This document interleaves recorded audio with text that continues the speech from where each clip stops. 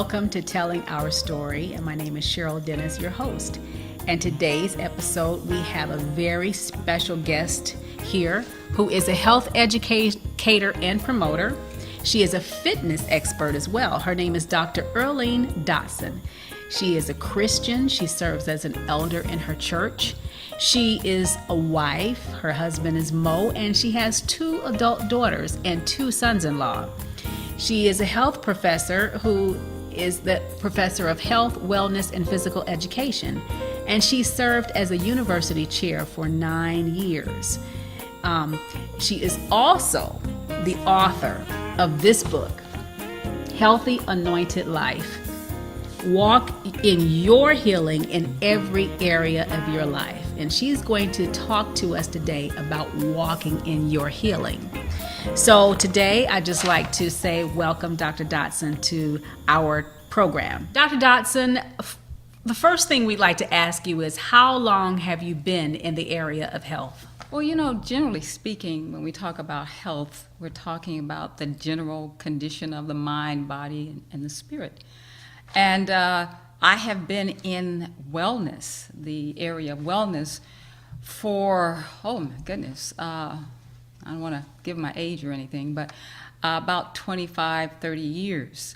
And so I've been, I went to school and received my bachelor's degree in health, my master's degree in health, and also my PhD in health. So for about 25 to 30 years. 25 to 30 years, that's a long time to be both educated as well as a practitioner. What motivated you to go into this field of study? Well, sure, one of the reasons is I have a family history of diseases and illness and all kinds of challenges. And my brother is just doing a research on our family tree, and he's researched back to the 4th generation and found out that our great-great-great-grandfather actually died at the age of 50 from hypertension and high blood pressure. And so that's been something that's been plagued with our family over the years, over the centuries. And so I just wanted to do something to break the cycle. At what age did you know that you wanted to go into the health field? Well, I guess it kind of came naturally. I am very athletic, and from very young, I was into every sport there was, and I was pretty good at it. So I naturally gravitated toward sports. But it wasn't until I got into probably high school, college, where I realized that there was such a terrible health disparity that I really wanted to do something about. And I got hooked on the wellness part of health.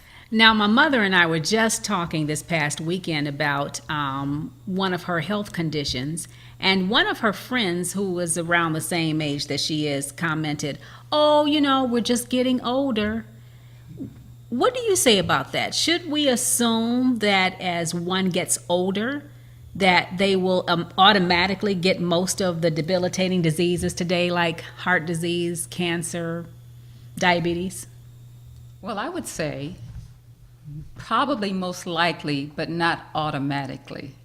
Likely because of our lifestyles, especially our diet. The Western diet today is just horrible. We eat too much salt, too much fat, too much food, too much dead and dying foods. And we're just, overconsumption of food and nutrition. And I think because of our lifestyle, some of those things will likely happen, but it doesn't have to. I noticed that you use the term dying food. And we have a very famous supermarket now called Whole Food. So can you just tell us, what is dying food? Well, dead and dying foods basically are foods that don't have the nutritional values that they originally had. The original foods that we know, which are fruits, vegetables, whole grains, and nuts, those are foods full of nutrition.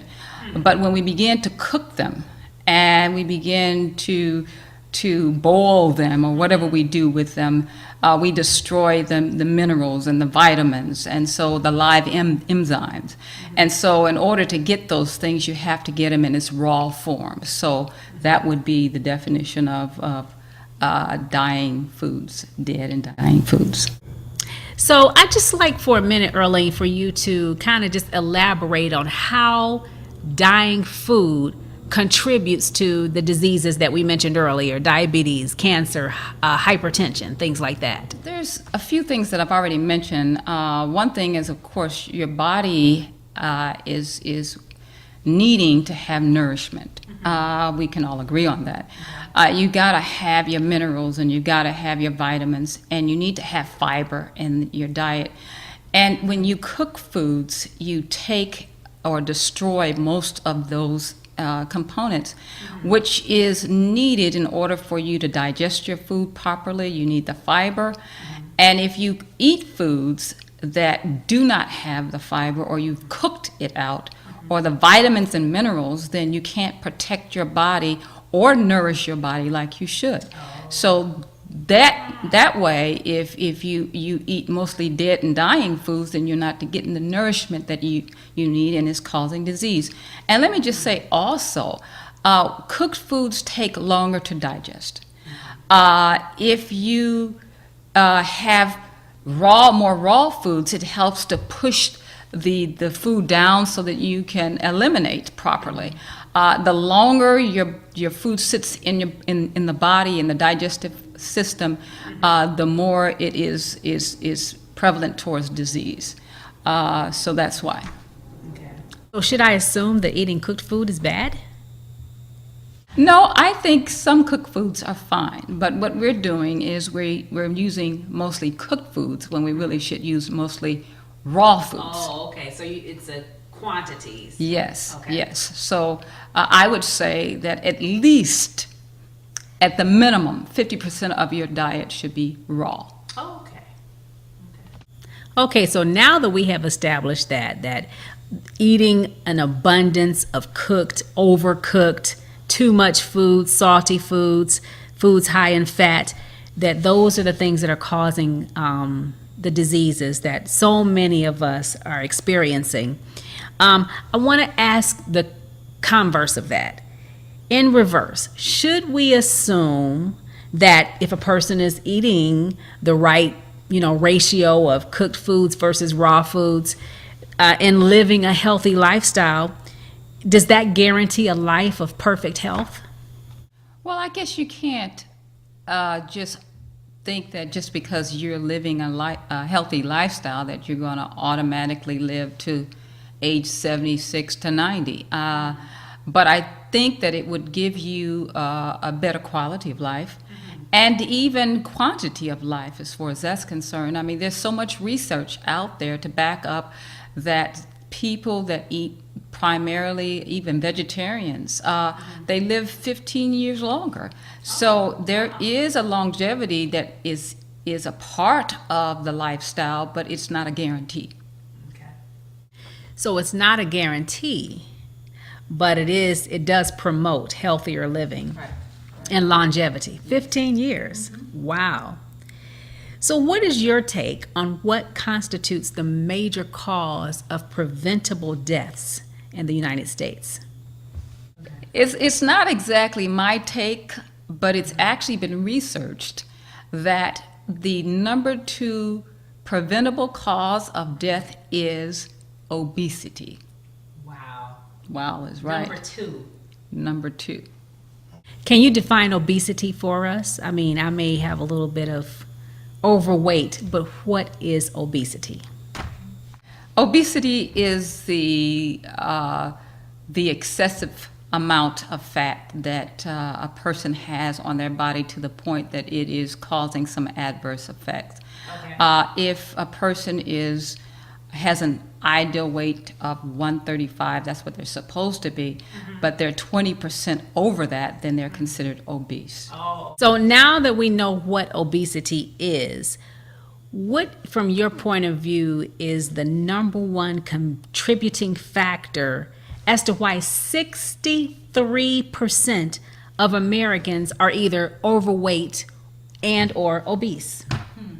Well, I believe that, as I mentioned, the diet has a lot to do with it.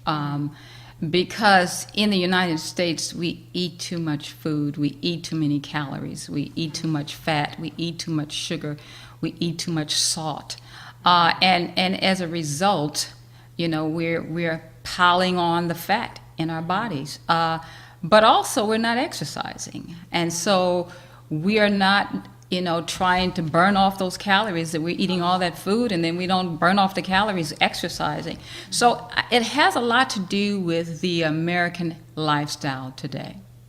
So Earlene, before we discuss some quick solutions to the problems that we've raised today, talking about obesity, overweight, talking about some of the preventable diseases, I'd like for us to talk a little bit about your book and what inspired you to write this book, The Healthy Anointed Life.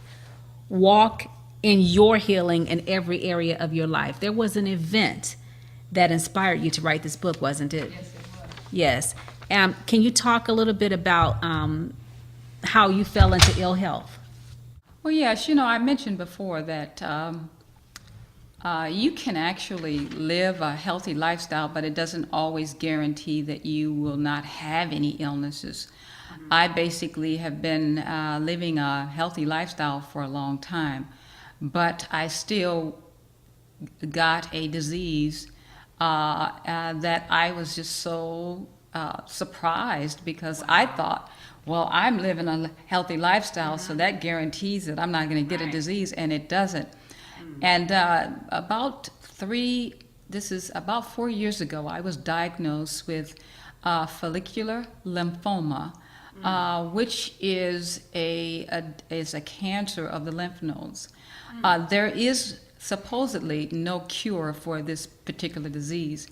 And you can imagine being a health educator, a wellness, a physical educator, that this is very devastating, because I'm advocating healthy living, exercising, eating properly, and then I get lymphoma. Wow. And so it was very devastating initially.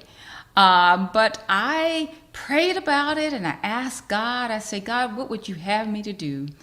And he told me to just trust him and to do alternative methods, because there's no cure anyway. And the doctor told me the only thing we can do for you is to do chemotherapy or radiation, but it would not cure the disease. And so I decided, or the Lord decided for me, that he wanted me to trust him. So I did that.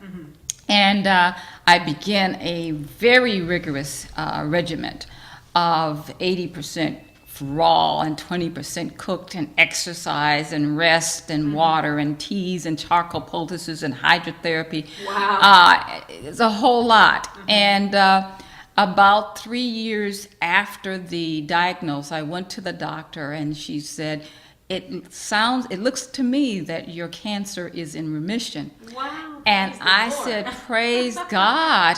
But yeah. I really believe that by God's stripes, we are healed. And so that just says to me that there is something that we can do when we get these diseases and we get these illnesses, that there's something that we can do to try to help that situation. That is an inspiring story. You've told me before, but every time you tell me, I just praise God even more for your healing. That is wonderful. Such an inspiring story. And you were able to be healed by God through natural remedies. Are you saying that that is the only way to be healed? Should a person not take chemo and radiation?